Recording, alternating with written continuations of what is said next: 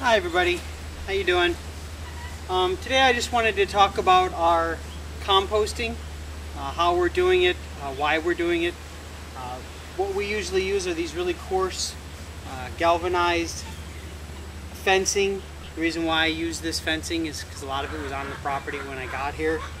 Also, it's nice and coarse for a lot of the sticks. It has a lot of circulation. Whenever you're composting, you need a lot of airflow to keep the bacteria aerobic, stuff that's breaking down the soil. What we usually do is have usually a 20-to-1 ratio, 20 to browns to 1 greens. Basically what browns and greens are is the brown is your carbon. It's stuff like sticks, brown leaves, type of organic matter that's been setting, that doesn't have a lot of nitrogen, like grass clippings or chicken manure or bunny manure or cow manure. That's what I typically consider greens, and the ratio is a 20-to-1, 1 green to 20 browns. And I layer it. I'll have a layer of oak leaves and then a layer of chicken manure from our chickens over here, or our guineas.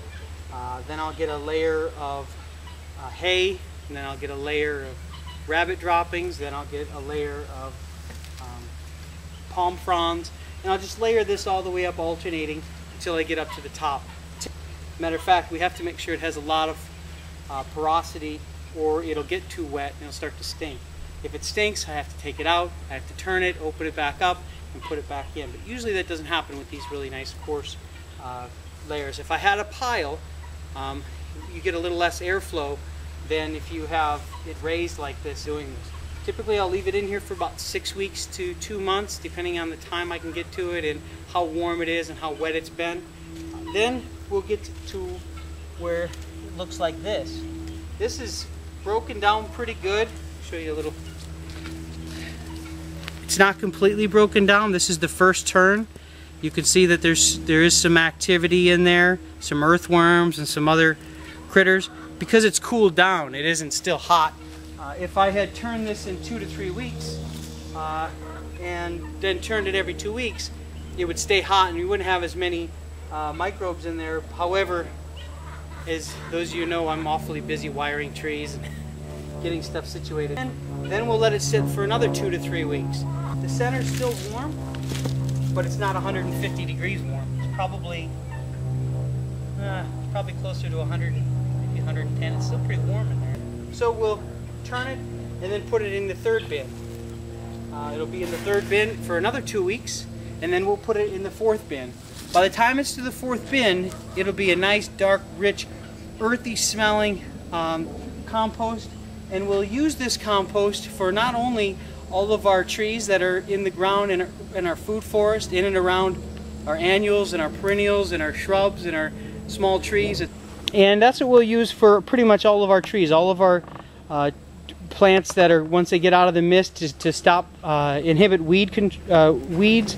We'll use that. We're no longer using any type of pre-emergent herbicides. We're only using the compost. We don't put it right up tight to the trunk because you can get some rot, but we are going to be using it all over the place. So the compost is going to be a real integral part of us using a more organic approach. As those of you know, I am using only organic fertilizer in all my bonsai trees, and I am only using organic fertilizer in everything that's in the ground. If you use chemical fertilizers, the excess of salts that builds up, because salt is a carrier on chemical fertilizers as a rule, except for a couple products, it'll actually kill a lot of the microbes that are in the soil, and that's not what we're trying to do. The microbes will also make our trees a lot more resistant to fungus and disease and chlorotic conditions. So encouraging those microbes is what we're trying to do, because that's beneficial for the tree. And this is one of the ways that we help add microbes to the soil. Thanks for watching, guys. Appreciate it.